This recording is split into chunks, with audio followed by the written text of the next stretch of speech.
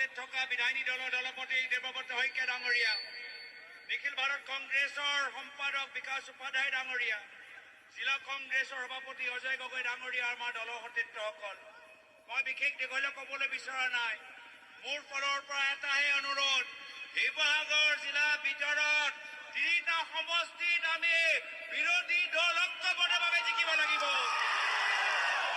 আমি শিৱসাগৰ জিকিব লাগিব, আমি নাজিৰা জিকিব লাগিব, আমি ডিমৌ জিকিব লাগিব, আমি সকলোৱে মিলি অসম জিকিব লাগিব।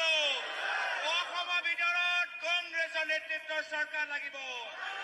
এই নতুন বৰ অসম আমি সকলোৱে মিলি আমি জন্ম দিম, আৰু এই নতুন বৰ অসমত জন্ম সেইদিনা হ'ব যেতিয়া আমি সকলোৱে মিলি জুলি হিমন্ত বিশ্ব শৰ্মা ডাঙৰীয়া মুখ্যমন্ত্ৰী আসনৰ পৰা আঁতৰাম। মই বিশেষ দীঘলীয়া নকৰো। এই নতুন বৰ অসমত আমি এজনৰ উন্নয়ন বিচৰা নাই, আমি সকলোৰ উন্নয়ন বিচাৰিছো। এই নতুন বৰ অসমত আমি এজনৰ ঘৰত 12,000 বিঘা মাটি বিচৰা নাই, সকলোৱে ভূমি অধিকাৰ পাব লাগে। আমি এনেকুৱা এখন নতুন বৰ অসম বিচাৰো।